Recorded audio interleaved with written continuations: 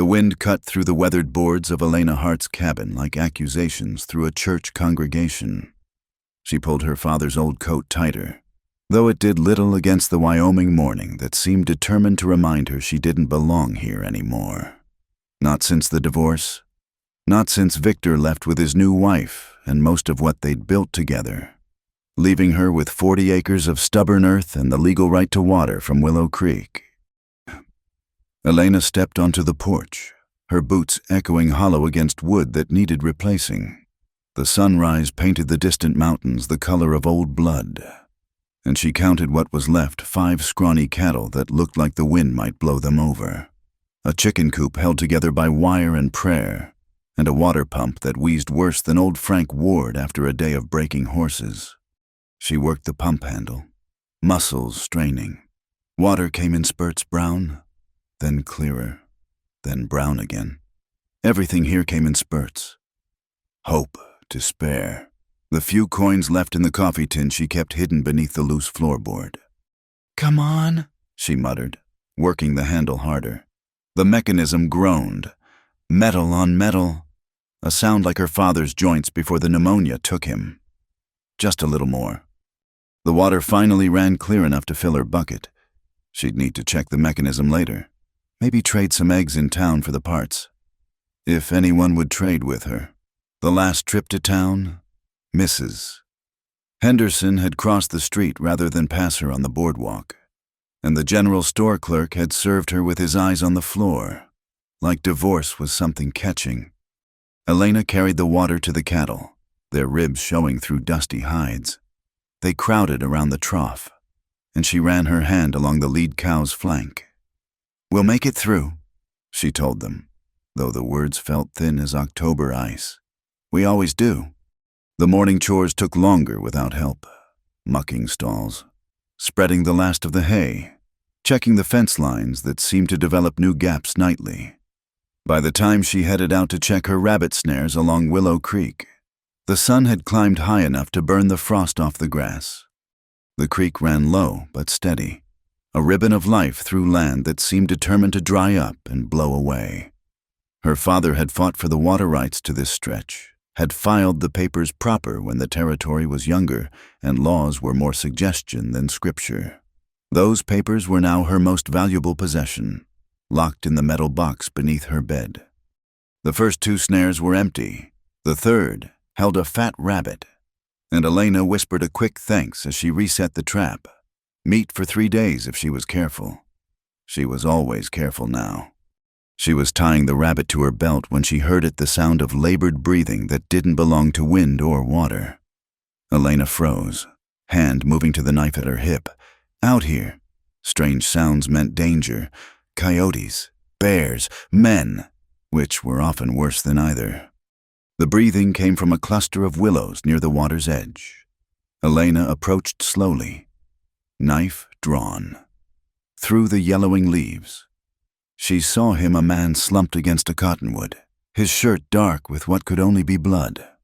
Her first instinct was to run.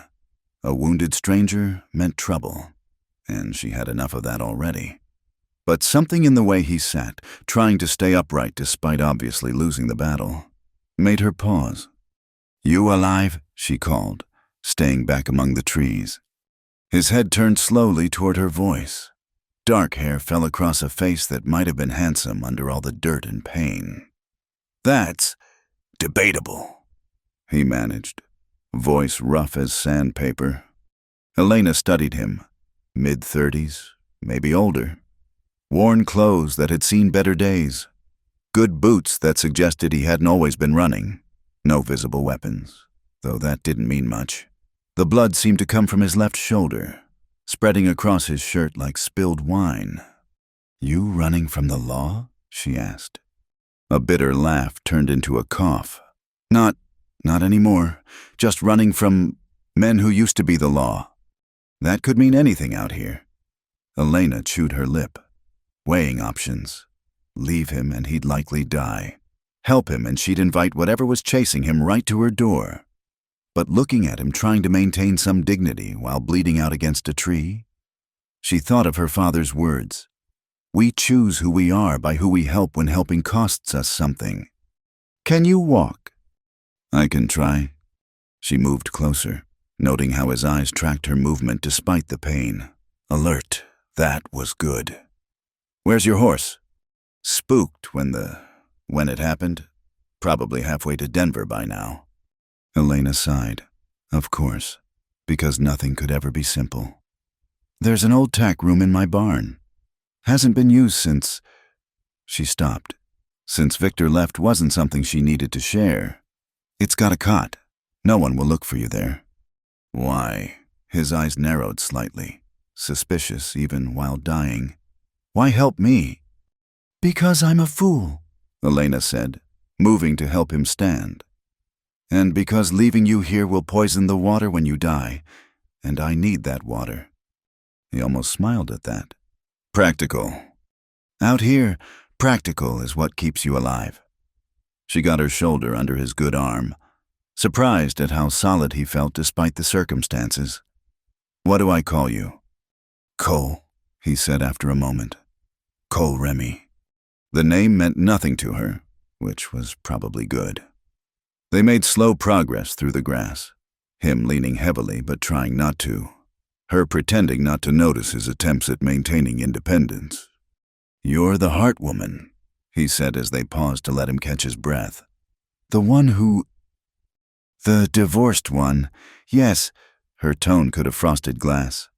Going to have second thoughts about accepting my help. No, ma'am, just heard about you and Casper. Heard you kept the water rights. I kept what was mine. They reached the barn as clouds began gathering on the horizon, promising weather Elena couldn't predict.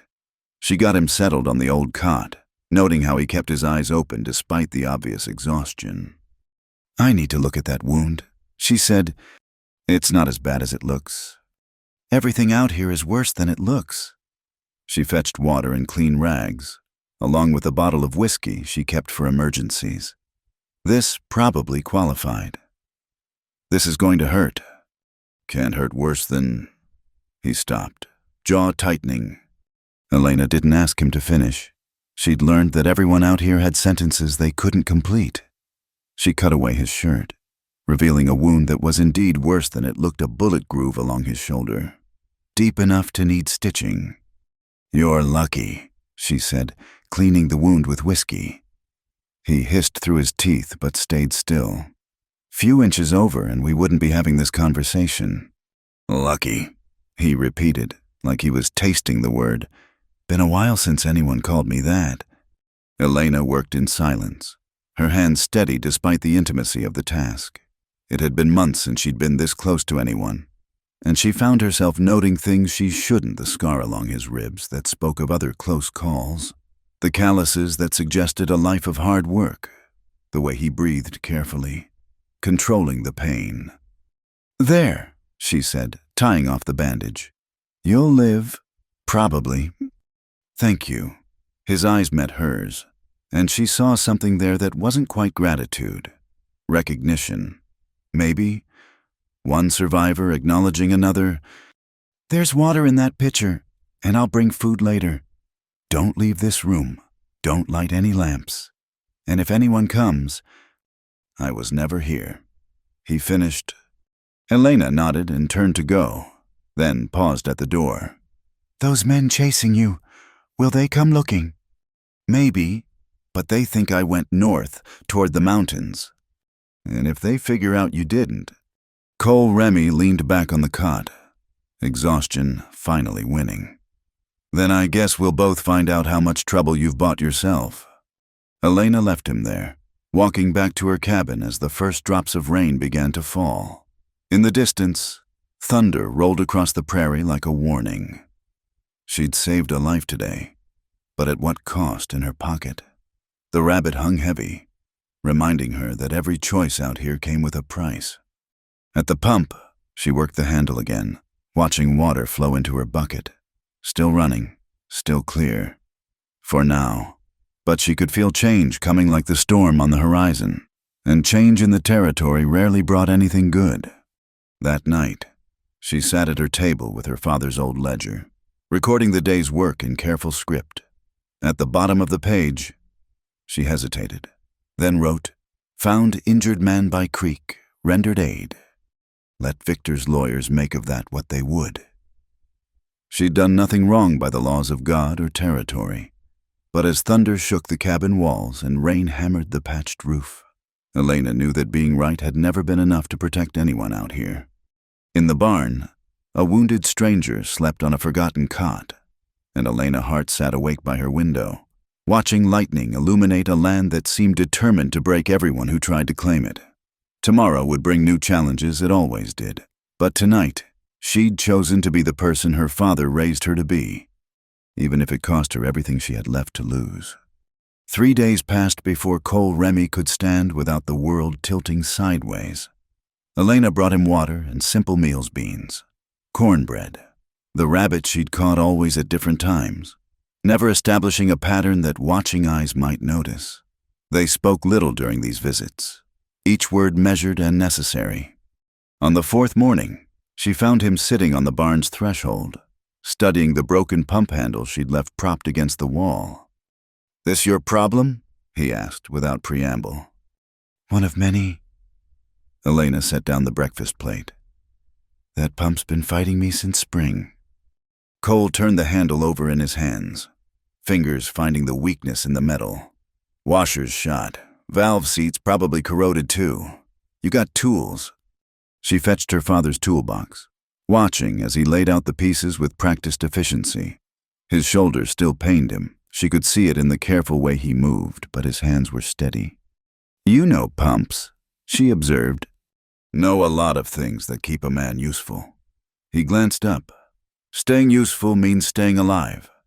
By noon, he had the pump stripped down to components, each piece cleaned and assessed. Elena worked alongside him, holding parts while he explained the mechanism. She'd fixed plenty on the homestead, but water pumps had always defeated her. "See this?" He showed her a worn metal ring. "This is why you're losing pressure. Water's taking the path of least resistance, going everywhere but up. Like everything else out here." Elena muttered. A ghost of a smile crossed his face. "That's one way to see it. Or you could say water always finds a way, even through solid rock. Just takes time." They worked in companionable silence, the autumn sun warm on their backs. Elena found herself stealing glances at him, the concentration on his face, the competent movement of his hands. It had been so long since someone had simply helped, without payment expected or favors implied. "There." Cole tightened the last bolt. "Try it now." Elena worked the handle. Water flowed strong and clear. No wheeze, no struggle. She pumped until her bucket overflowed, marveling at the simple pleasure of something working as it should. "I should pay you," she said. "You already did." He touched his bandaged shoulder. "We're square?" But they both knew it wasn't that simple. Nothing ever was. Over the following weeks, Cole made himself useful in ways that mattered. The roof got patched properly, not just covered with scraps and hope. The chicken coop grew a new door that actually latched. He repaired the fence gaps with a wire scavenged from abandoned claims, working at dawn and dusk when fewer eyes might notice an extra figure on the Hart property. Elena learned he was a man of few words but many skills. He could read weather and cloud formations, find water by watching birds, calm a spooked horse with a low whistle. He moved through tasks with economy, never wasting motion or materials. She also learned what he didn't say, how he always sat facing doorways, how his hand never strayed far from the knife at his belt, how he woke at every unusual sound, alert as a wolf scenting danger. "You planning to move on?" she asked one evening as they secured the barn against an approaching storm. Cole paused in his work. "That's always been the plan." "Plans change." "Not mine." But he said it to the wall, not to her. Town days were the hardest. Elena couldn't avoid them forever. Supplies ran low, and the few eggs her hens produced needed trading. She went alone, leaving Cole with strict instructions to stay hidden. The reception never improved. At Garrison's general store, Customers stepped away when she entered, their conversations dying like flowers in frost. She selected her goods quickly: flour, salt, a precious tin of coffee, while Margaret Garrison tallied the bill with pinched lips. "Heard you got someone working out at your place," the shopkeeper's wife said, not quite meeting Elena's eyes. "Heard wrong." Elena counted out coins carefully. "Sally Morrison saw smoke from your barn, times when you were in the house." "Wind carries smoke strange ways." Elena kept her voice level. "Sally should know that, living downwind of the tannery." Margaret's mouth pursed tighter, but she took the money. As Elena loaded her purchases, she heard whispers resume behind her, shameless. "No better then? What can you expect from a woman who—" the words following her onto the street like stubborn dogs. At the bank, it was worse. Mr. Henderson himself emerged from his office, gold watch chain catching the light. "Mrs. Hart." He still used her married name, making it sound like an insult. "I trust you received our letter about the tax assessment." "I received it." "And you understand the payment is due by month's end." "I can read Mr. Henderson." His smile was thin as paper. "Of course, I merely wanted to ensure there was no confusion, given your circumstances." Elena met his gaze steadily. "My circumstances include clear water rights and 40 acres of deeded land. The taxes will be paid." "I certainly hope so. It would be unfortunate if the property needed to be auctioned, though I'm sure Mr. Hale would be interested, should that occur." Victor's name hit like cold water, but Elena didn't flinch. "Good day, Mr. Henderson." She left with her spine straight and her heart hammering. The taxes would take nearly all her remaining savings, leaving nothing for winter supplies, but she'd starve before she'd let Victor have an inch of her land. Sheriff Thomas Pike was waiting by her wagon, his weathered face unreadable beneath his hat brim. "Elena." "Sheriff." He studied her loaded supplies. "Seems like a lot of fixings for one person." "Winter's coming. I stock up when I can." "Wise." He shifted, badge catching the light. "You know, if you were having any trouble out at your place, any at all, you could come to me." "I know." "Do you?" His eyes were kind but sharp. "Because there's been talk of strangers in the area, men who might not respect property lines or other boundaries." Elena busied herself with securing her load. "I haven't seen any strangers, Sheriff." "That's so." He waited, giving her room to say more. When she didn't, he sighed. "You're a strong woman. Elena, your father would be proud, but strength and stubbornness aren't the same thing." "I know that too." Sheriff Pike touched his hat.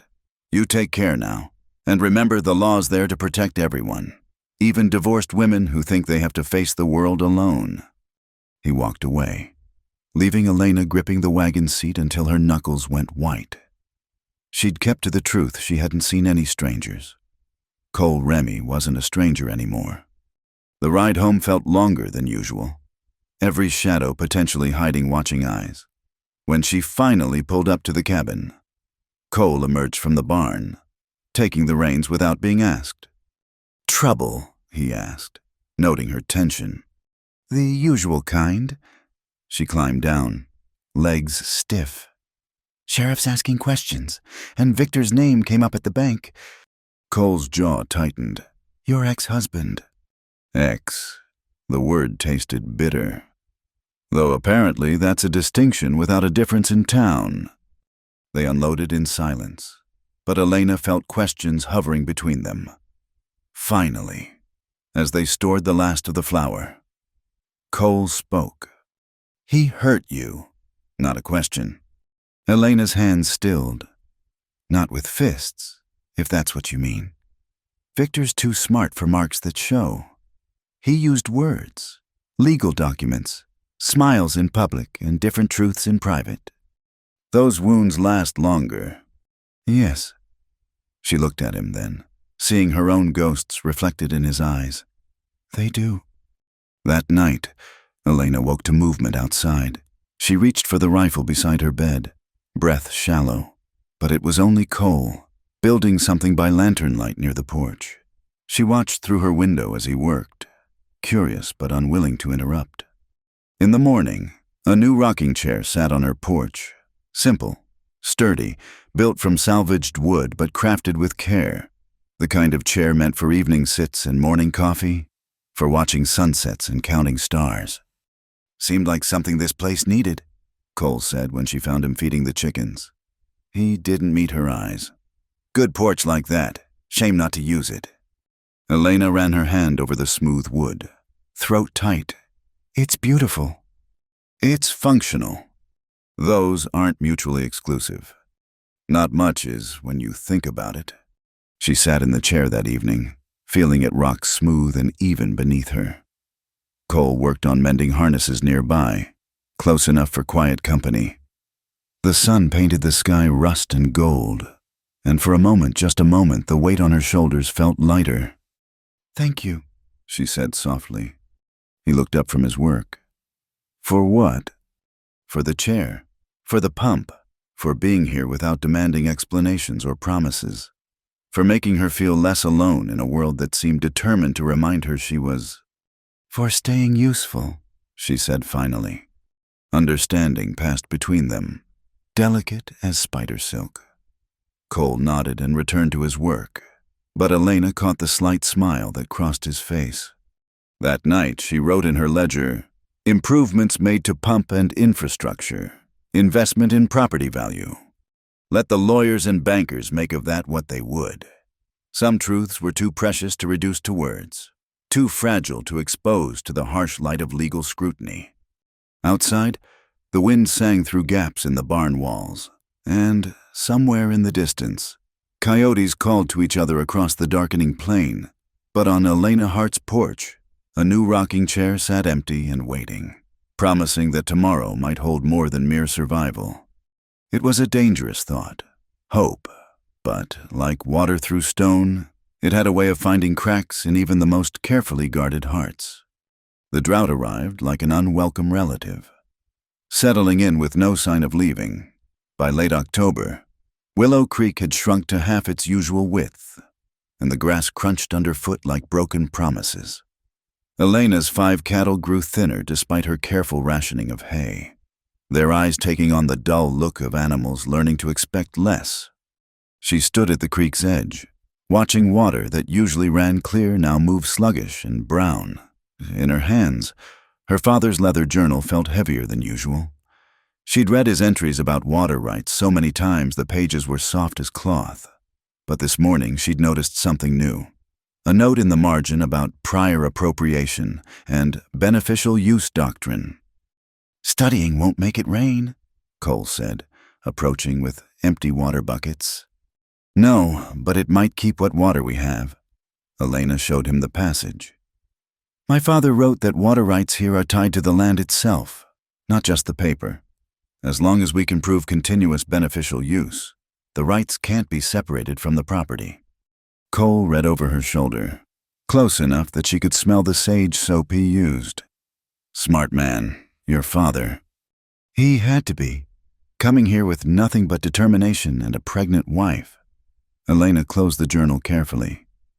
"He used to say the water was worth more than gold because you couldn't grow anything with gold." They filled the buckets in silence, the creek barely covering their boots. As they walked back, Cole suddenly stopped, head tilted. "Horses," he said quietly. 3, maybe 4. Elena's hand went to the rifle she'd taken to carrying, but the riders who crested the hill weren't Victor's men. May O'Rourke led them, her gray hair pulled back severely, her husband's old duster hanging loose on her thin frame. Behind her rode 2 other small ranchers Elena recognized from church, back when she still attended. "Morning, Elena," May called, pulling up at a respectful distance. Her eyes flicked to Cole, curious but not condemning. "We've come to talk water." Elena lowered the rifle. "Then come talk." They gathered in the shade of the barn, Elena serving water she could ill afford to share. May got straight to the point, as was her way. creek's drying up faster than anyone expected. My well's already showing mud. And Patterson here," she nodded to the younger rancher, "lost his entirely yesterday." "I'm sorry to hear it," Elena said carefully. "Don't want sympathy. Girl, want to talk sense." May leaned forward. "Your stretch of Willow Creek has the best flow for miles. Always has, even in dry years. Your father knew what he was doing when he claimed it." Elena waited. In negotiations, her father had taught her. Sometimes silence was the strongest position. "We need water," Patterson said, his young face earnest. "My wife's expecting, and I can't move the herd without losing half of them." "What are you proposing?" Elena asked. May pulled out a hand-drawn map. "A sharing system, scheduled access. Each ranch getting specific days and times. We help maintain the access points, share the work of keeping the channel clear. Everyone benefits. And if the creek drops more, then we all take less," May said firmly. "Fair shares of hardship, same as fair shares of water." Cole shifted slightly beside Elena, and she understood his concern. More people knowing about their water meant more people watching their land. But she also saw the desperation beneath May's controlled demeanor, recognized it from her own mirror. "I need to think on it," Elena said. "Don't think too long," May replied, standing. "Desperation makes people do things they wouldn't otherwise consider. Better to have agreements before that happens."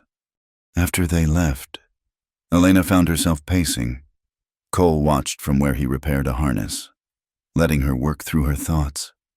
"It's a risk," she finally said. "Everything is. But if I say no, and their cattle start dying..." She stopped, shaking her head. "My father wouldn't have hesitated. He'd have helped. Your father didn't have your ex-husband waiting to pounce on any sign of weakness." Elena looked at him sharply. "You think sharing water is weakness?" "I think Victor Hale will see it that way." Cole set down the harness. "But I also think you've already decided. And you're just working up to admitting it." He was right, of course. That night, Elena drafted a simple agreement: 2 days per week access for each ranch, specific hours, shared maintenance duties, nothing fancy, but clear enough to stand up in court if needed. The system started 3 days later. Patterson arrived first, pathetically grateful, his pregnant wife sending a loaf of fresh bread in thanks. The other ranchers came at their appointed times, careful not to overstay, everyone conscious of the delicate balance they were attempting. Cole took to monitoring the creek levels, marking stones to track the water's decline. His engineering mind found ways to improve the flow-clearing debris, creating small channels that reduced waste. The other ranchers began seeking his opinion, and Elena watched him slowly, carefully, build trust with people who had every reason to be suspicious of strangers. Then came the morning Elena found fresh wagon tracks near the creek, outside any scheduled time. The tracks led to a new fence, bright wire strung between fresh-cut posts, blocking access to a section of the water. "That's Hale's work," May said when Elena rode to tell her. The older woman's face was grim. "Saw his surveyor out last week, measuring and marking." "He can't fence water rights," Elena protested. "He can fence land he claims to own." May spat tobacco juice with precision. "Question is, does he own it?" Elena rode home hard, fear and fury warring in her chest. She found Cole already examining the fence, his expression dark. "It's legal looking," he said. "Professional job. But look here." He pointed to where the fence posts sat. "They're on the disputed strip between your property and the old Baxter claim, which Victor bought last month." Elena finished. Her stomach turned cold. "He's testing boundaries." "More than that." Cole straightened. "This cuts off the shared access point, forces everyone to come through your main property or go without. The implications hit like a physical blow. If the other ranchers had to cross her land directly, it would look like she was running a commercial operation. That could affect her water rights claim, maybe even her tax status. Victor knew exactly what he was doing. We take it down, Elena said. That's what he wants. You damage his property. He's got legal grounds to come after you. So what do we do? Cole studied the fence with the same intensity he'd once used to track men across empty country. We use it, he said finally, but not how he expects. That afternoon, they implemented Cole's plan. Instead of removing the fence, they modified it, creating a gate where none existed, using Victor's own wire. A sign appeared, shared access point schedule posted at May O'Rourke's ranch. It was Sheriff Pike who arrived 2 days later, looking tired. Elena, he said, not dismounting. I've had a complaint about vandalism. Has Mr. Hale also filed a complaint about illegal fence construction? Elena asked calmly. Because I'd be happy to discuss property boundaries in court. The sheriff's mouth twitched. The complainant suggests you've altered improvements on his land. I've improved access to water that, by territorial law and prior appropriation, belongs to this land. Elena pulled out her father's journal. I have documentation going back 15 years. Sheriff Pike looked at Cole, who stood silent but ready. And I suppose you don't know anything about this? I know water needs to flow, Cole said evenly. And I know blocking legal access to water in a drought could be considered a crime against the community. The sheriff studied them both, then sighed. I'll need to investigate further. In the meantime, I'd advise all parties to refrain from any actions that might escalate the situation. We're not looking for escalation, Elena said. Just survival. After Pike left, Elena slumped against the fence post. This is just the beginning, isn't it? Men like Hale don't stop until they get what they want. Cole agreed, or until someone stops them. That evening, as they worked side by side to reinforce their makeshift gate, Elena found herself watching Cole's hands scarred but gentle, deadly but careful. He'd slipped into her life like water finding bedrock cracks, and now she couldn't imagine the homestead without him. You could leave, she said suddenly. Before this gets worse, you don't owe me anything. Cole's hands stilled. That what you want? I want. Elena stopped, unsure how to finish. I want you to stay. I want to not be alone. I want to trust this feeling growing between us like spring grass through snow. I want you to be safe. Safety's an illusion out here. He resumed working. But if you're asking what I choose to see this through. Why? He was quiet so long she thought he wouldn't answer. Then, because I've been running for 5 years, and I'm tired, and because you looked at a bleeding stranger and saw someone worth saving. Figure that's worth returning the favor. Elena's throat tightened. She wanted to say something, anything, to match the weight of his words. But May's voice carried across the evening air, calling out a greeting as she arrived for her water time, and the moment dissolved like salt in water. That night, Elena updated her ledger with careful notes about the water-sharing agreement, the fence modification, every detail that might matter in court, but her mind kept drifting to Cole's words, to the choice he'd made to stop running here, of all places. Outside, the wind carried the scent of distant rain still too far off to help, but close enough to hope. And hope, Elena was learning, was sometimes the most dangerous water of all. It could sustain you through drought, or drown you when the floods came. But tonight, with her land secured for one more day, and a good man choosing to stand beside her, Elena let herself drink deep. Victor Hale arrived on a Tuesday morning like a bank notice unwelcome, inevitable, and dressed in his finest. His new suit caught the early light as he stepped down from a polished carriage. Every inch the successful businessman he'd reinvented himself to be. Behind him, a woman emerged younger, prettier, with the kind of careful movements that suggested corseting and finishing school. Elena watched from her porch, hands steady on her coffee cup, though her stomach churned. She'd known this moment would come. Victor never could resist displaying his victories. Elena. He touched his hat brim, the gesture mockingly formal. You're looking, well. Victor. She didn't invite them closer. What brings you to my property? Our property, technically, or it was. His smile was the same one he'd worn the day he'd presented divorce papers, pleasant, reasonable, sharp as a skinning knife. This is my wife, Catherine.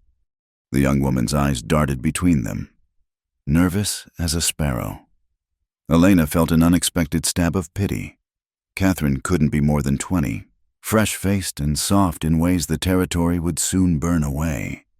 Charmed, Elena said dryly. Now, what do you want? Direct as always. Victor pulled papers from his coat. I've come with a proposition. A generous one. Considering. I'm not selling. You haven't heard my offer. Don't need to. Victor's pleasant mask slipped slightly. Elena, be reasonable. You're barely surviving out here. The whole county knows it. I'm offering you 3 times what the land is worth enough to start fresh somewhere else. Maybe California. I hear divorced women do better there. This land isn't for sale at any price. Everything has a price. He stepped closer, and Elena caught his familiar Cologne Bay rum and arrogance. Even pride. Especially pride. Cole emerged from the barn then, moving with deliberate calm. He carried a pitchfork, the tool casual in his grip but the message clear. Victor's eyes narrowed, taking in the tall stranger with hands that had obviously known harder work than pushing papers. I don't believe we've been introduced, Victor said coldly. No need, Cole replied. I'm just the hired help. Is that what they're calling it now? Victor's tone dripped false concern. He turned back to Elena. Really, my dear, I'd thought you had more discretion. What will people say? The same things they've been saying since you left me for a younger model, Elena shot back, anger finally breaking through. At least I'm not parading my choices through town in a new carriage. Catherine made a small sound, hand going to her stomach in a protective gesture Elena recognized too well. The realization hit like cold water the girl was pregnant. Of course she was. Victor had always wanted heirs, had blamed Elena when none came, had used that failure as one more weapon in their private war. Congratulations.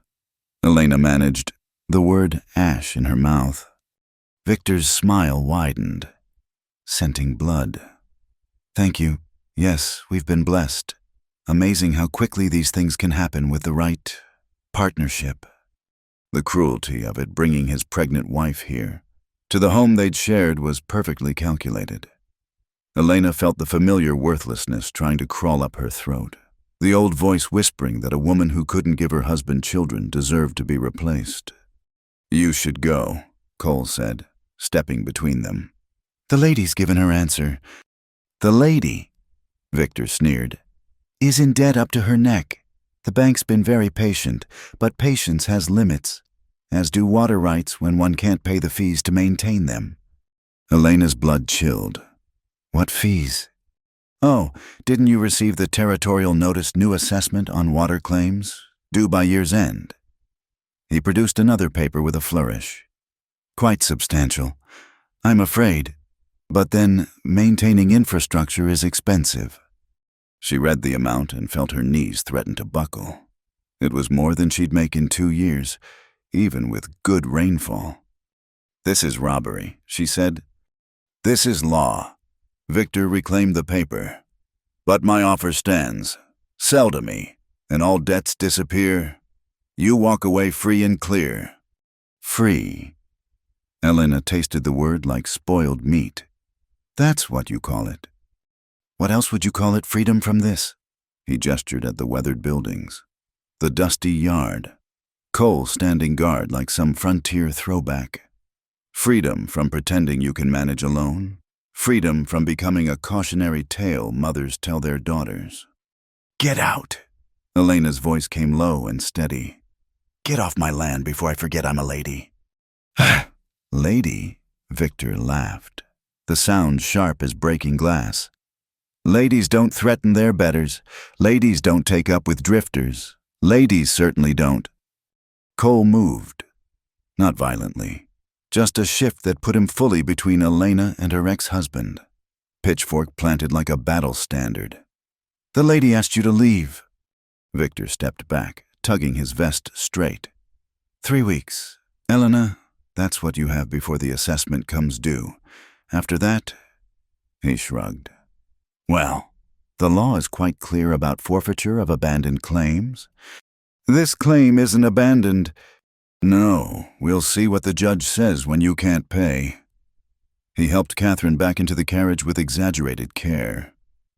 Do think about my offer. It won't stand forever. They watched the carriage disappear in a cloud of dust. Elena sank onto the porch step, head in her hands. Hey! Cole sat beside her. Careful not to touch. We'll figure something out. With what I've got, maybe $30 left, the cattle are too thin to sell. The chickens barely... She stopped, throat closing. He's right.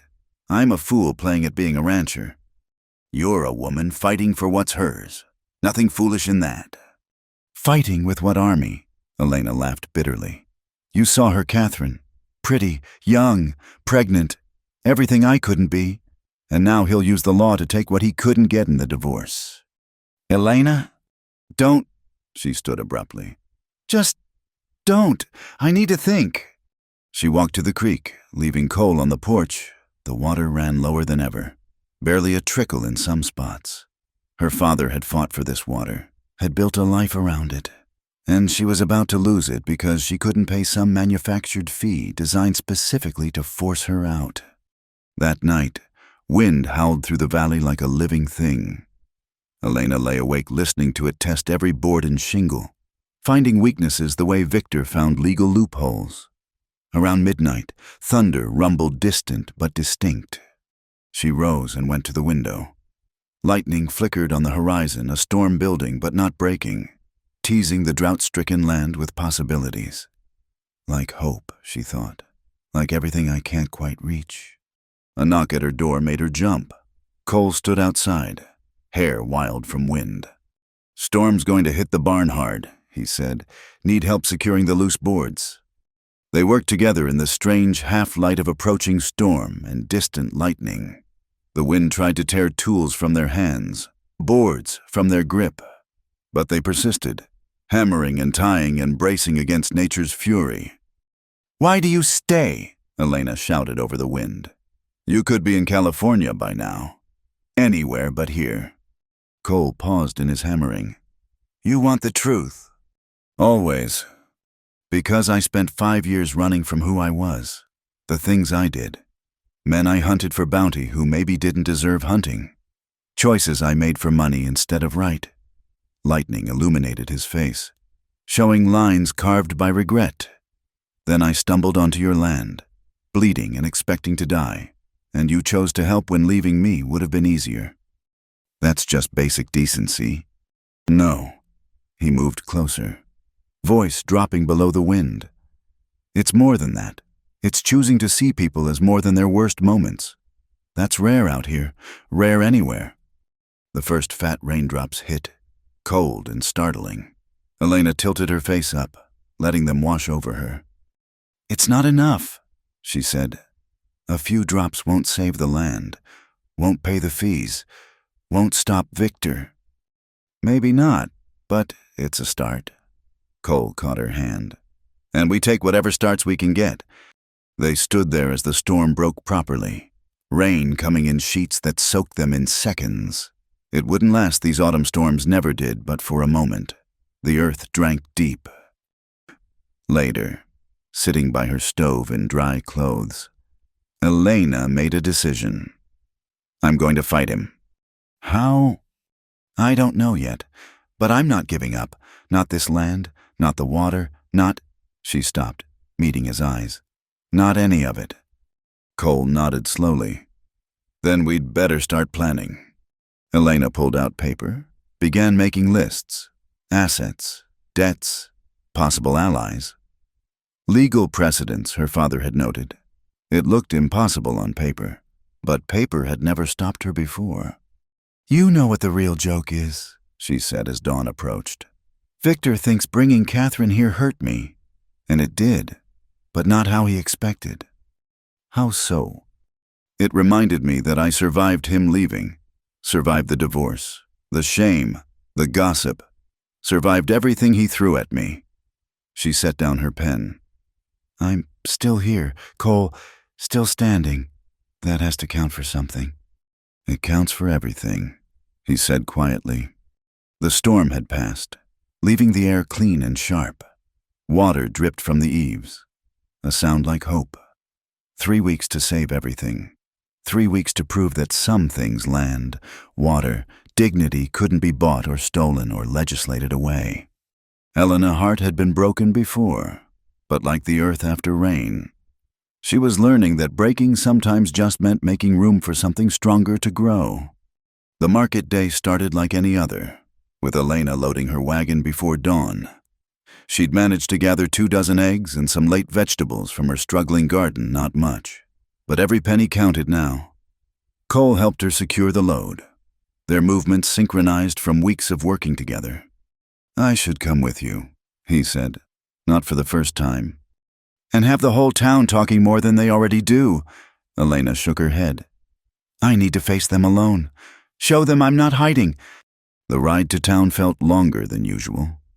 Elena's mind churned with numbers. 17 days until the water assessment was due. $32 and change to her name. No clear path to the hundreds more she needed. But she kept her back straight and her face calm. Desperation was a scent predators could smell from miles away. The market square buzzed with activity, but conversation stuttered and died as she passed. Elena set up her small display with practiced efficiency, ignoring the whispers that followed like dust devils. Elena Hart, bold as brass. Someone muttered, living with that drifter, and her not 2 years divorced. She sold 36 eggs to Mrs. Patterson, who at least had the grace to look her in the eye during the transaction. A few others bought vegetables. Quick exchanges with downcast gazes. Then Catherine Hale appeared, moving through the market like a ship under sail, her condition now obvious beneath her fashionable dress. Elena's hands stilled on her cash box. She could leave, pack up her meager goods and retreat. Instead, she straightened her spine and waited. Catherine approached slowly, her companion, Mrs. Henderson, of course, hovering disapprovingly. Up close, Victor's new wife looked tired beneath her careful powder, one hand pressed to her lower back. Mrs. Hart, Catherine said softly. Might I purchase some eggs? The request was so unexpected, Elena almost laughed. Of course. How many would you like? 12, please. Catherine fumbled with her purse. I find the hotel's breakfast lacking. These look much fresher. Elena wrapped the eggs carefully, aware of the growing audience. Their fingers brushed as she handed over the package, and Catherine met her eyes with something like desperation. He wasn't always cruel, the younger woman whispered quickly. In Boston, he was charming, attentive. I thought... She trailed off, glancing at Mrs. Henderson's approach. I know, Elena said quietly. I thought so too, once. Catherine's eyes filled. She pressed coins into Elena's hand, far too many for 12 eggs, and hurried away before Mrs. Henderson could reach them. Elena stared after her, pity and memory tangling in her chest. Another woman learning that Victor Hale's charm was just the shiny lure that hid the hook. Shameless, Mrs. Henderson announced to anyone listening. Absolutely shameless, conducting business as if she weren't a social pariah. Last I checked, Mrs. Henderson, commerce was still legal for divorced women. Elena replied evenly. Or has your husband changed those laws too? The banker's wife flushed. Don't think your association with that drifter has gone unnoticed. There are laws about moral turpitude. And laws about slander. Sheriff Pike interrupted, appearing at Elena's stall with his usual impeccable timing. Morning, ladies. Fine day for the market. Mrs. Henderson retreated with a huff. Pike bought turnips he probably didn't need, counting out coins with deliberate slowness. Appreciate the business, Sheriff? Elena said. Appreciate folks who keep their heads when others lose theirs. He paused. Doc Brennan mentioned you might be interested in his medical books. Something about herbal remedies. Elena blinked. She'd mentioned no such thing. Yes. Thought so. He'll be expecting you. Pike touched his hat and ambled away, leaving Elena puzzled but oddly hopeful. She found Doc Brennan's office above the barber shop, its familiar scent of carbolic and herbs oddly comforting. The doctor looked up from grinding something with mortar and pestle, his gray eyes kind behind wire spectacles. Elena, been too long since you visited. Been healthy? She said carefully. Sheriff said you had some books? Indeed. He gestured to chairs by his desk. But first, let's discuss why you're really here. That bruise on your spirit is showing worse than any on your skin. Elena's throat tightened. I don't know what you mean. Child, I delivered you. Watched you grow. Watched that spirit dim under Victor's careful cruelty. He poured tea from a pot that seemed to materialize from nowhere. Now I see it fighting to rekindle. Question is, what's threatening to snuff it out this time? The story spilled out the water assessment, the impossible fee, Victor's circling like a patient vulture. Doc listened without interrupting, occasionally humming in thought. Your father was a good man, he said finally. Helped me establish this practice when the town wanted nothing to do with an educated Negro doctor. Stood up in church and declared any man who wouldn't let me treat his family was a fool. I remember, Elena said softly.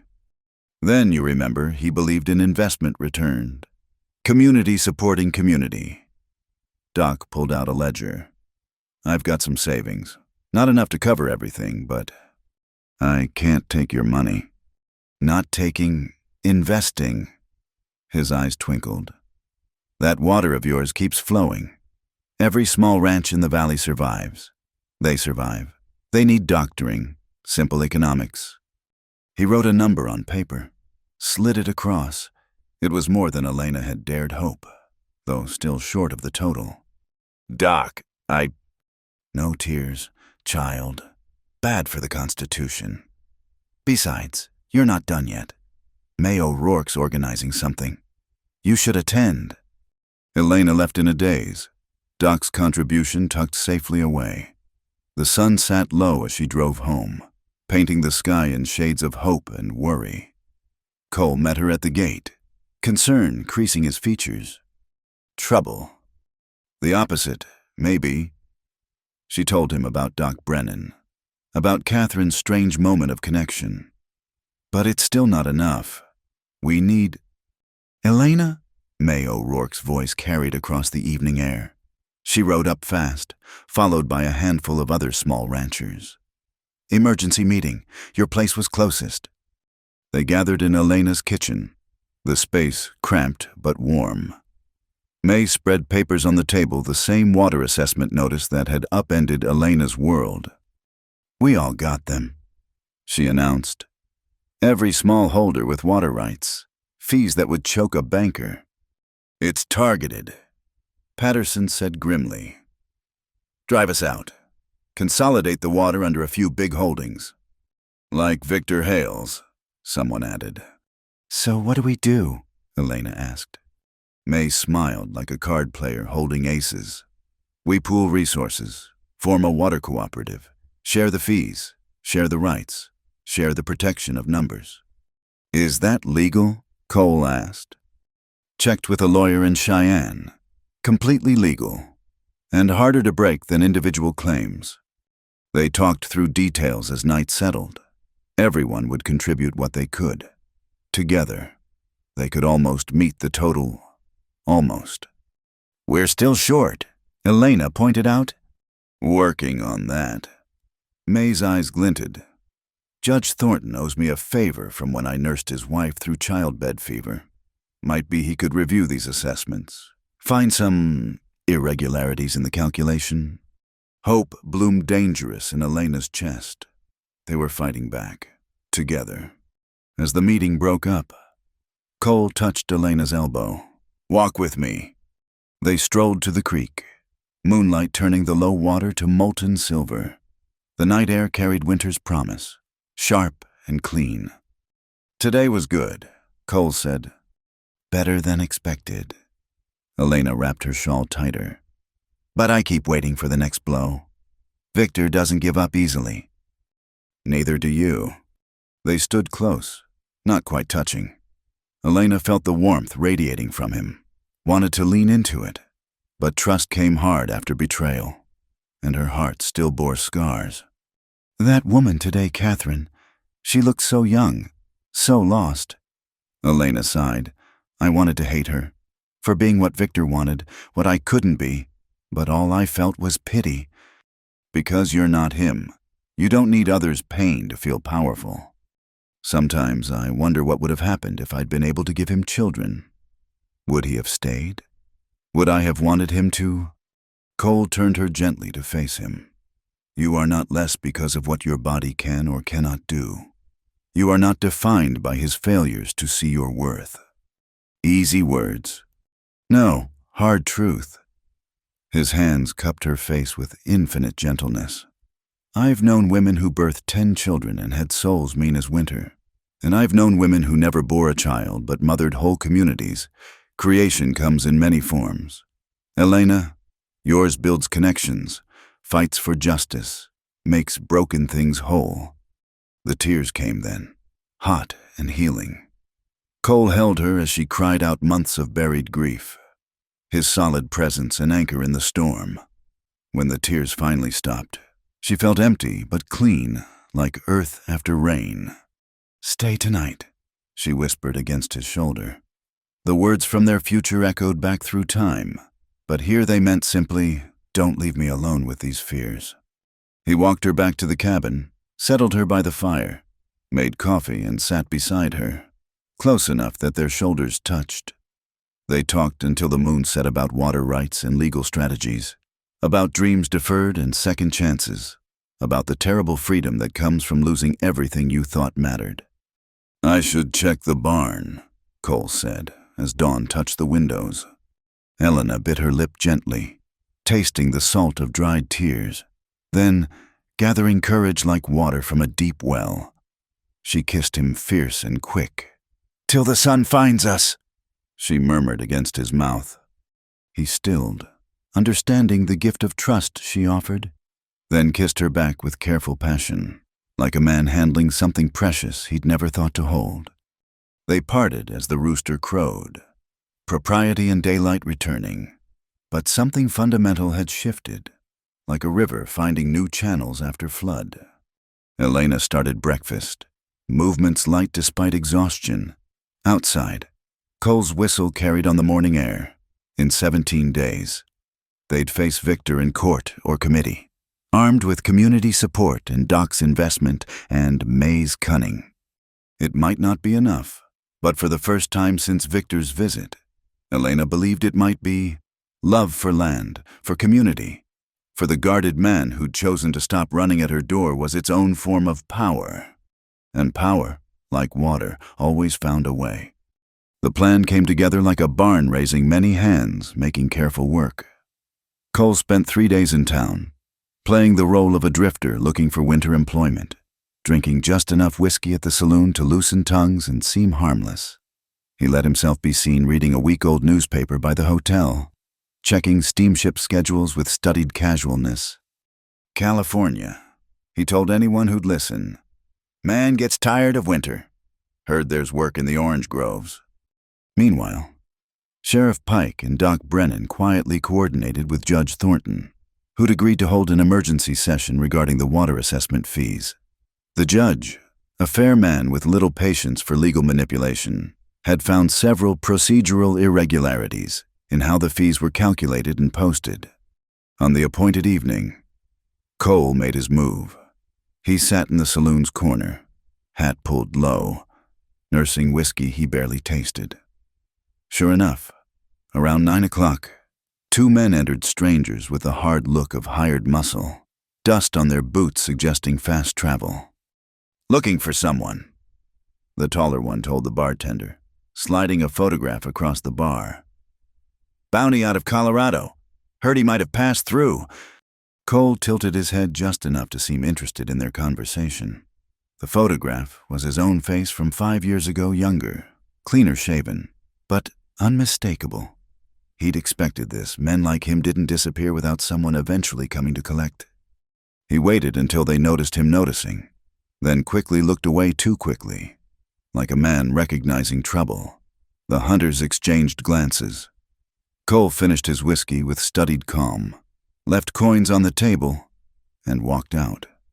The street was dark. Most businesses closed. Cole moved with purpose but not panic, letting his boot heels ring on the boardwalk. Behind him, he heard the saloon door open, footsteps following. He turned down the alley beside the hardware store, where shadows pooled thick. Cole Remy. One hunter called. Long way from Denver. Cole stopped, hands visible and empty. Gentlemen, $500 says you're coming back with us, dead or alive, though alive pays better. Reasonable men would split that bounty 3 ways. Cole suggested. Save everyone some trouble. We ain't reasonable men. I figured. Cole smiled thinly. Neither am I. The first hunter reached for his gun. Cole moved faster, learned reflexes taking over. He grabbed the man's wrist, twisted, sent him stumbling into his partner. The second hunter cursed, trying to draw his weapon while untangling himself. That's when Sheriff Pike stepped from the deeper shadows, his own gun drawn and steady. Evening. Gentlemen, seems you're disturbing the peace. Sheriff, the first hunter gasped, clutching his twisted wrist. We're operating legal. Got papers. I'm sure you do. Pike's voice was mild as milk. Course, those papers are from Colorado. This is Wyoming territory. Different jurisdiction, different laws. Doc Brennan emerged from the other end of the alley, carrying his medical bag and a shotgun with equal comfort. Anyone injured, I do so hate seeing suffering. The hunters looked between the sheriff, the doctor, and Cole, calculating odds. This ain't over. The second one said, Oh, I think it is. Pike smiled pleasantly. See, Mr. Remy here is a legal resident of this county, gainfully employed and causing no trouble. You two, on the other hand, just attempted assault on our streets. That's jail time. Or, Doc added thoughtfully, you could be on the morning stage. Your choice. The hunters chose the stage. Pike escorted them to the hotel to collect their belonging, making it clear they weren't welcome back. Cole leaned against the alley wall, adrenaline slowly fading. Thank you, he said to Doc.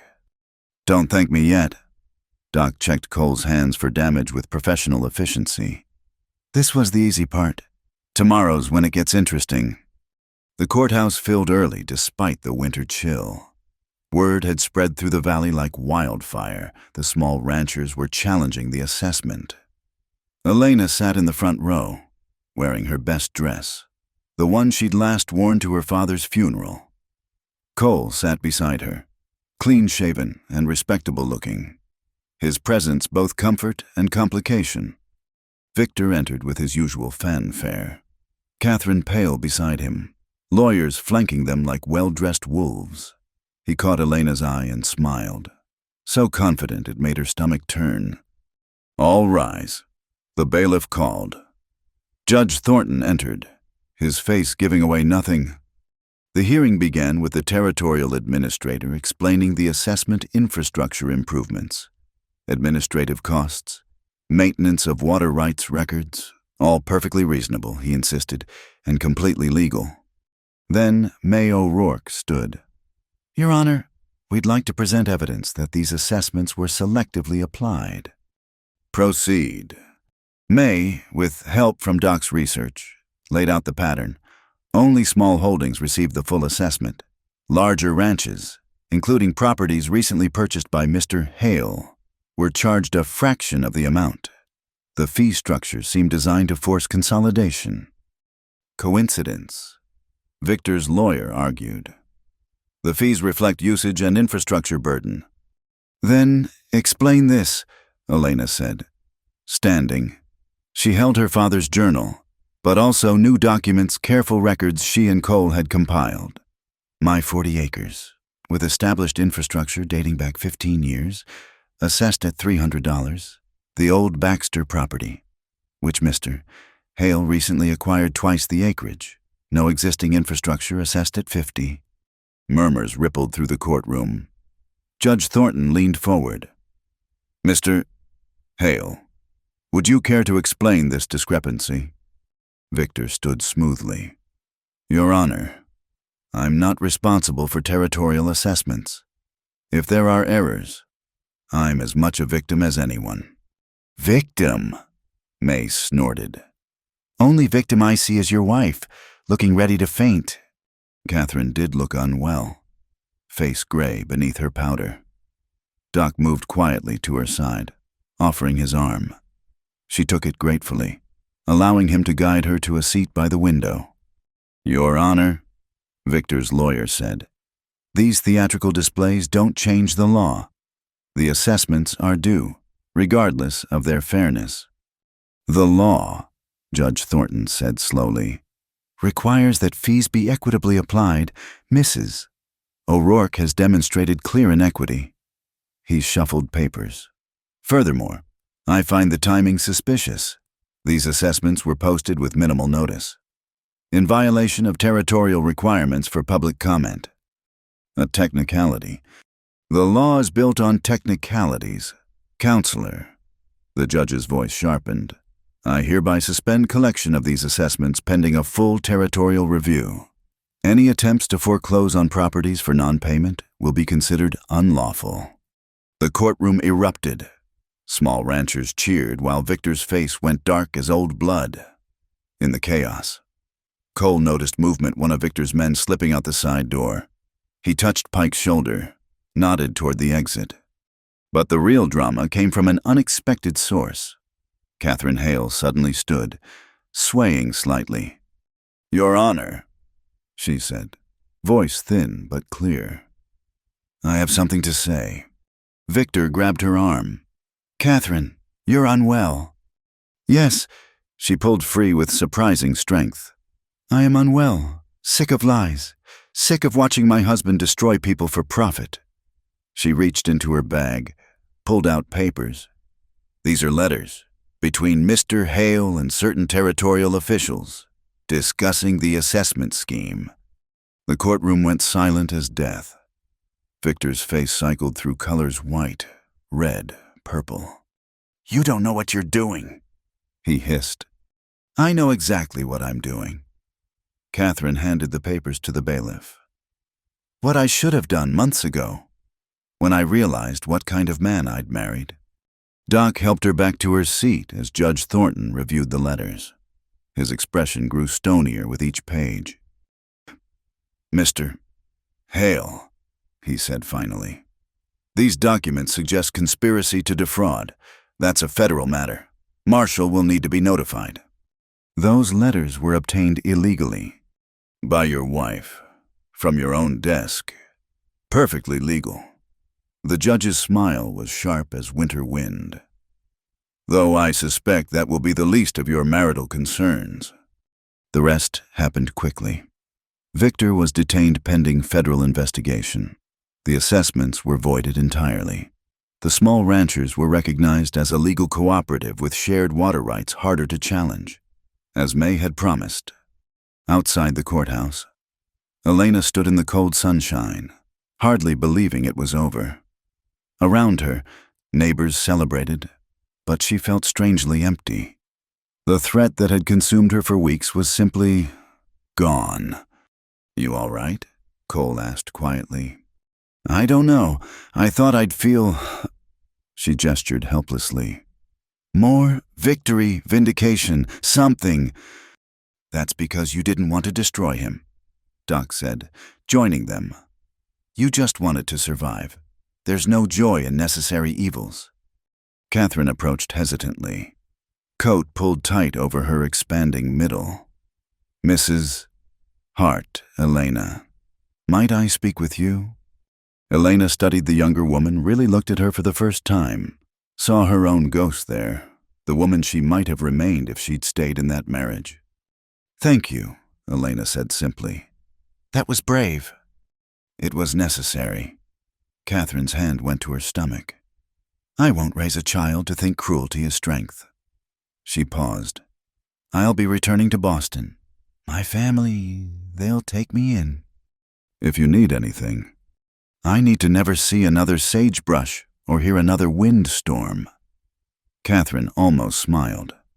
This land isn't for everyone, but I think it's exactly where you belong. She left in the mourning stage.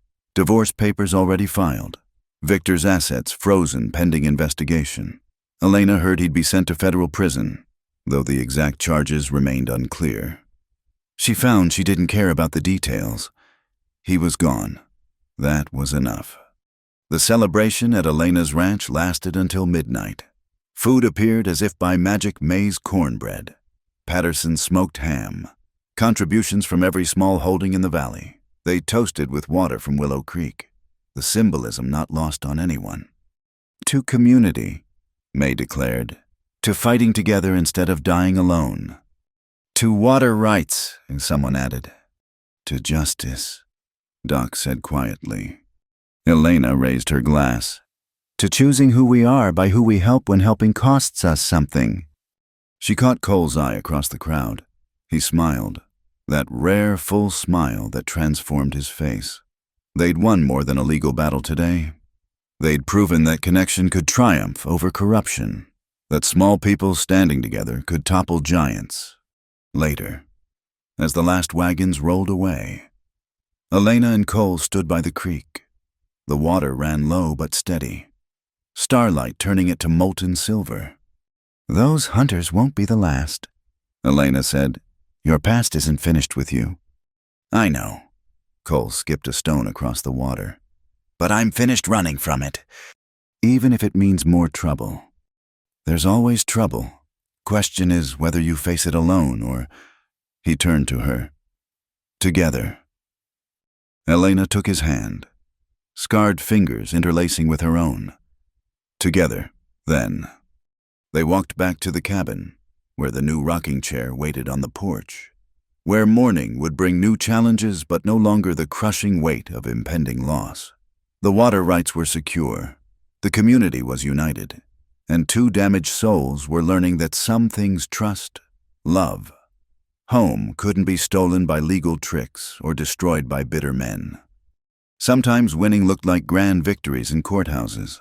Sometimes it looked like simply still being there when the dust settled, hand in hand, facing whatever came next. Tonight, it looked like both. The blizzard arrived like an uninvited guest with bad intentions.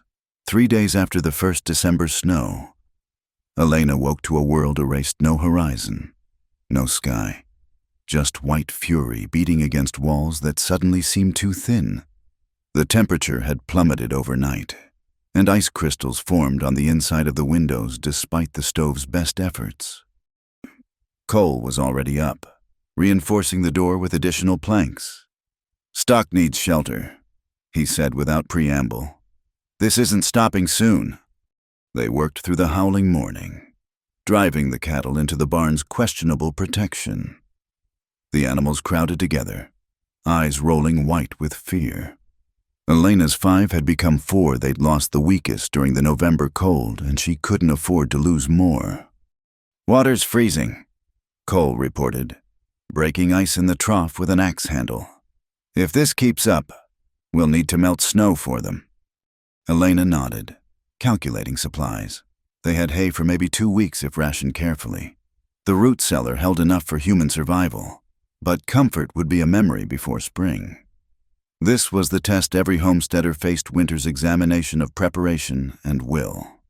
By afternoon, the world had shrunk to the space between buildings. Cole strung rope between cabin and barn, a lifeline in the white blindness. They'd heard stories of people dying 10 feet from their own doors, lost in the disorientation of a plains blizzard. I need to check the creek, Elena said, peering through the kitchen window at nothing. "No."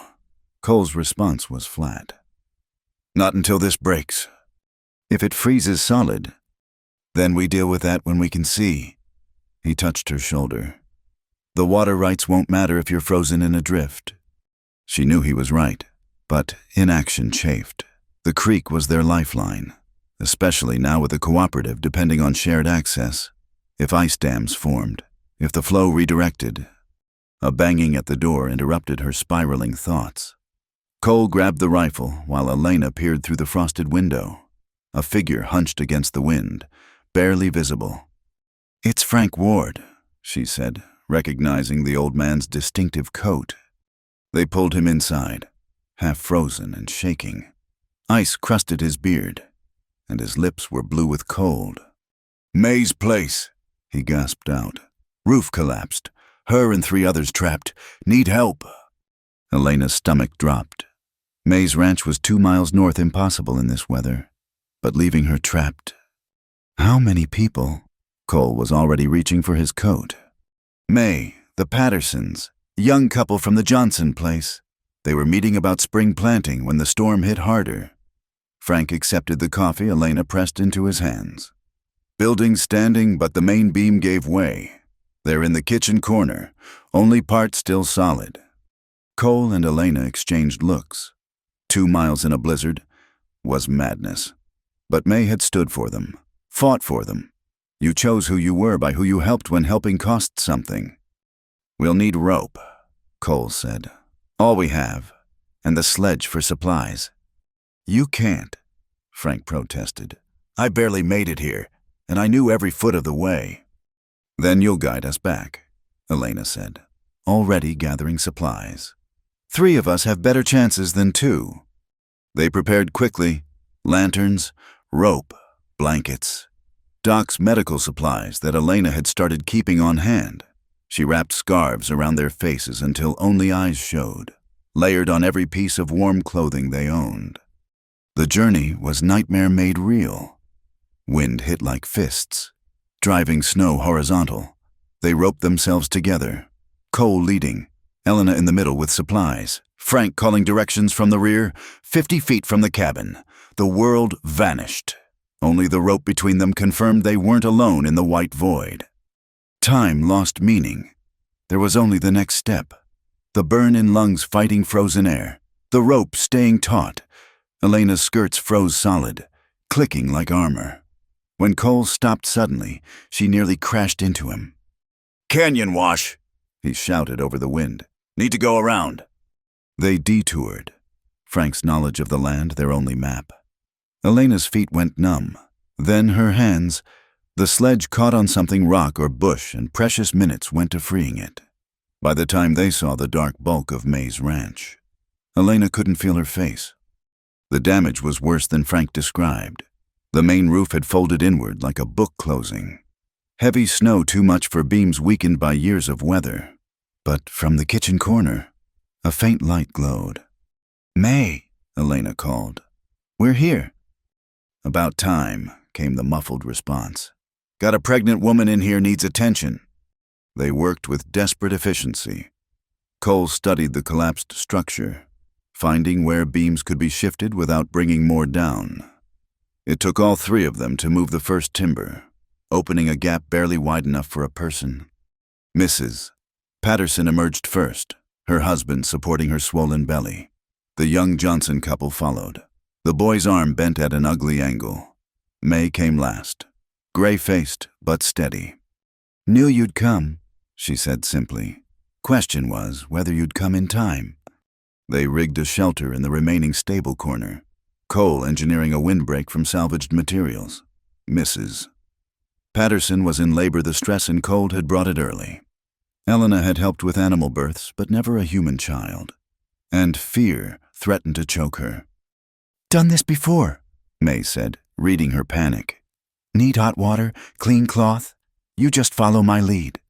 What followed was the longest night of Elena's life. Wind screamed like the world ending while, in their makeshift shelter, new life fought to begin. Mrs. Patterson labored with pioneer determination. her husband white-faced but steady beside her. The Johnson boy cradled his broken arm, biting back tears. Elena boiled snow for water, tore her spare petticoat for bandages. She held Mrs. Patterson's hand through contractions, offered what comfort she could. All the while, the storm raged, testing every barrier they'd built. "Push now," May commanded as dawn approached through the darkness barely lightened. Almost there. The baby arrived with the storm's peak, a tiny girl whose first cry competed with the wind. May cleared her airways, wrapped her in warmed blankets, placed her on her mother's chest. "She's small but strong," May announced. "Like her mama." Elena watched the new family cluster together and felt the familiar ache. But it was different now, softer. Without the sharp edges of inadequacy Victor had honed. She'd helped bring this life safely through crisis. Creation came in many forms. Cole had said, "You did good," he said quietly beside her, and she realized he'd been watching her watch them. Real good. The storm broke near noon, wind dying as suddenly as it had risen. The world emerged transformed drifts 10 feet high, landmarks erased, a blank page waiting for new stories. But they were alive, all of them, including the newest resident of the valley. Getting everyone back to safety took the rest of the day. They fashioned a travois for Mrs. Patterson and the baby. The Johnson boy riding the sledge. At Elena's cabin, they crowded in like refugees, but warm and grateful. Doc Brennan arrived by evening, having fought his own battle through the drifts. He checked the baby, set the boy's arm, declared everyone remarkably intact. Though May might want to consider a sturdier roof, he added dryly. "I might want to consider California," May retorted, but there was no heat in it. "Though I'd miss the neighbors." They settled in for the night, people sleeping wherever floor space allowed, sharing food and warmth and stories. The storm had torn down more than May's roof.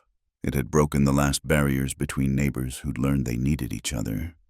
Elena found herself on the porch despite the cold, wrapped in blankets, watching stars emerge between clearing clouds. Cole joined her, as she'd known he would. "Hell of a thing," he said.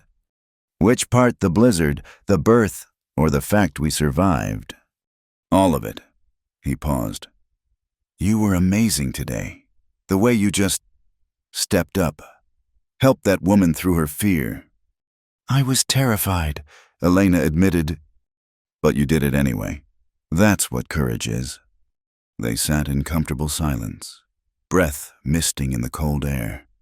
Inside, voices murmured May teaching the Johnson woman about baby care, men discussing rebuilding plans, community knitting itself tighter through shared survival. "I've been thinking," Cole said eventually, "about roots, about what makes a place home." Elena's heart stuttered, but she kept her voice steady. "What have you concluded?" "That home isn't a place. It's people who'll rope themselves together and walk into a blizzard because someone needs help. It's choosing to rebuild instead of retreat." He turned to her. "It's finding someone who makes staying worth more than leaving ever could." "Cole." Elena's throat tightened. "I know I came here running, know I brought trouble with me, probably will again. But somewhere between fixing your pump and fighting storms, I stopped running."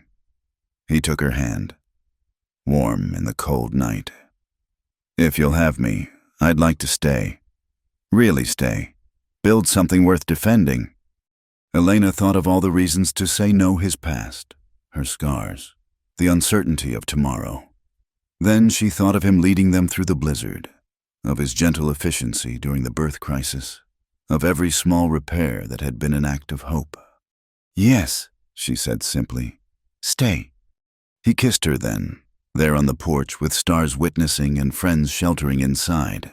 It was a promise without words of partnership, of facing whatever came, of choosing love despite the odds. When they finally went inside, May looked up knowingly. "About time," she announced. "Man builds a woman a rocking chair, he'd better mean to sit beside her in it." Laughter filled the cabin. warm as flame. Outside, snow began falling again, but gently now, a blessing, not a threat. The water beneath would flow come spring, rights secured, access shared, new life would grow, both infant and otherwise. Elena Hart had learned many things that winter night. That courage wasn't the absence of fear, but action despite it. That community was forged in crisis and tempered by trust. That sometimes the greatest strength was opening your heart when every scar screamed to keep it closed. And that home true home was built not just of wood and stone, but of chosen family and promised tomorrows, and love fierce enough to weather any storm. Spring came to Wyoming like a cautious visitor, testing the ground with tentative warmth before committing to stay.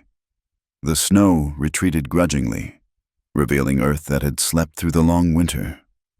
Elena stood at her cabin door, watching ice break up on Willow Creek, the sound like promises keeping themselves. The land showed winter's toll fences down, debris scattered, the eternal work of renewal waiting. But this year felt different. This year, she wasn't facing it alone. Cole emerged from the barn, leading one of their horses. They had acquired 2 more during the winter, traded for Elena's preserves and Cole's repair work. The small herd of cattle had survived, thin but intact, and already the led cow showed signs of carrying a calf. Creeks running high. He called, snow melt from the mountains.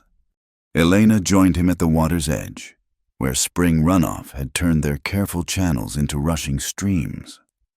We'll need to reinforce the access points before everyone starts bringing their herds. Already talked to Frank about organizing a workday. May's offered to cook if everyone brings lumber. They worked in easy partnership, the rhythm established over months of shared labor.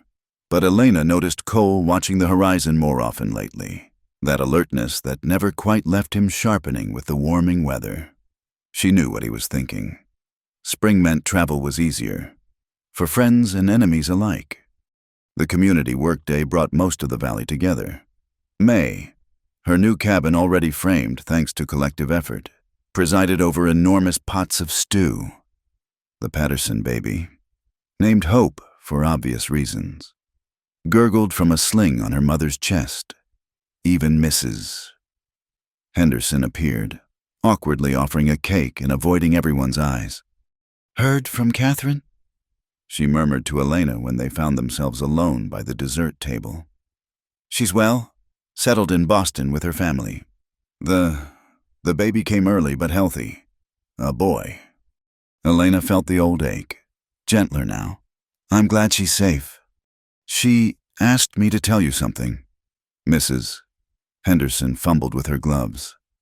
"Said to say that leaving was the bravest thing she'd ever done. After watching you stay and fight, said you showed her that strength comes in many forms." Before Elena could respond, Mrs. Henderson hurried away, but not before pressing a small envelope into Elena's hand.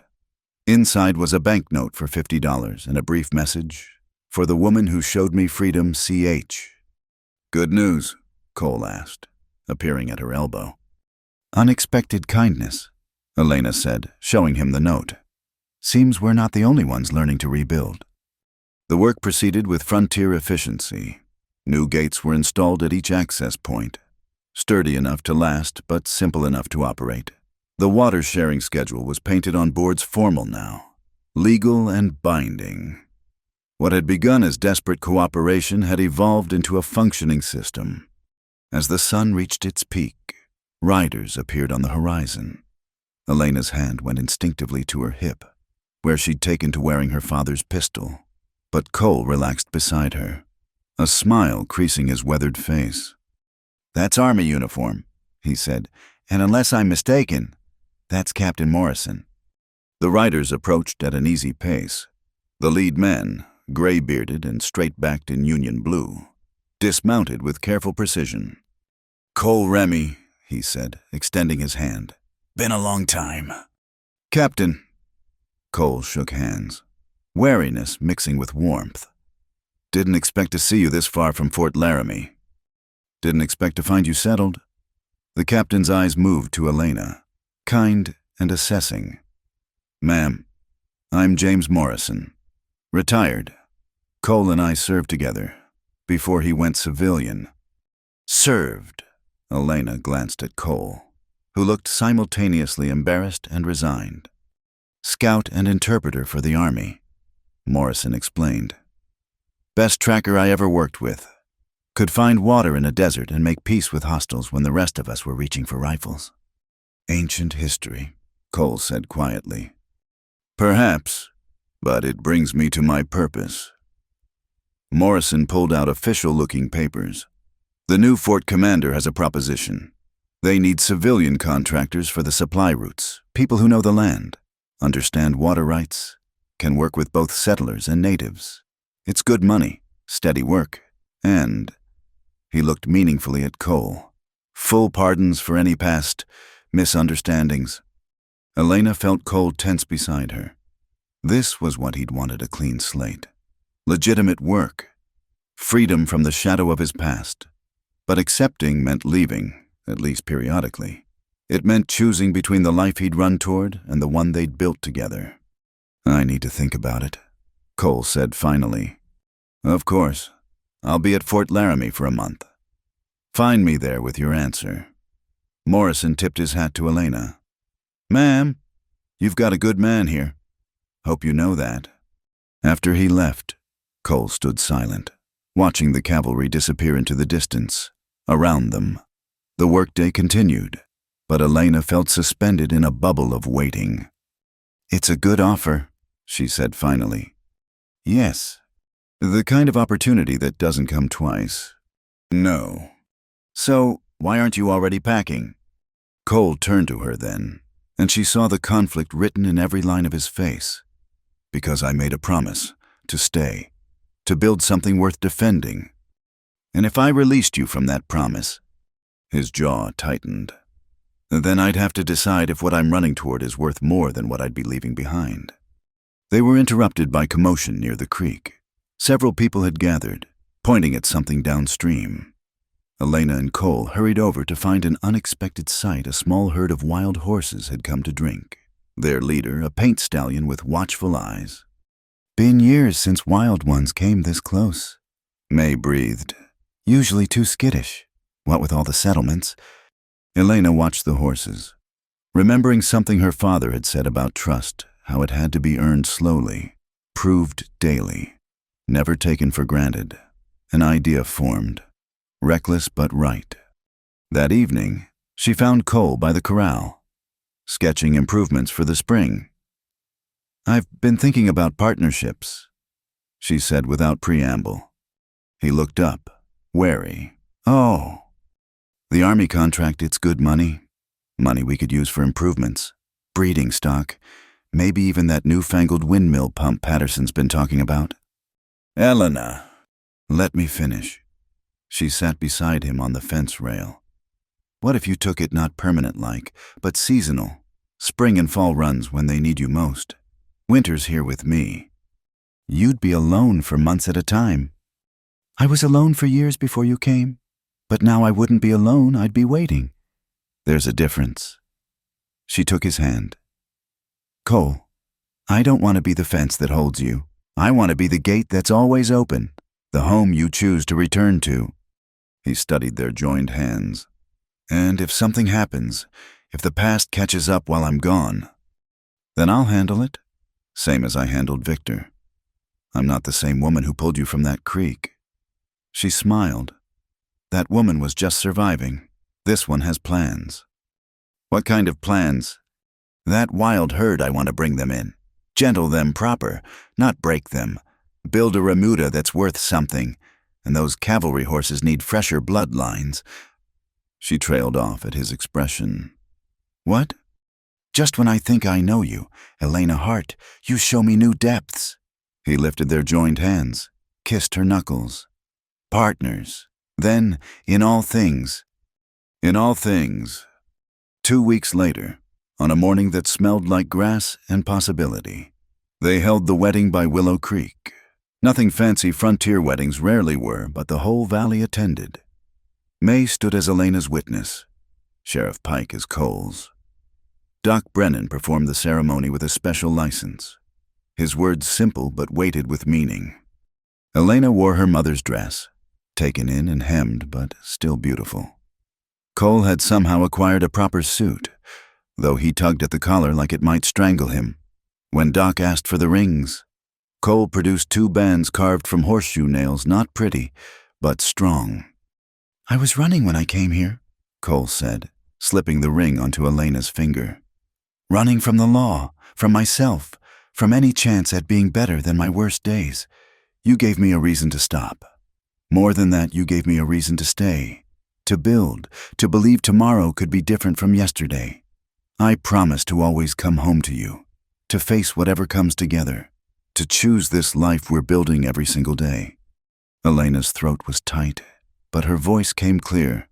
"I was broken when you found me, not by dramatic things, but by the slow erosion of being told I wasn't enough.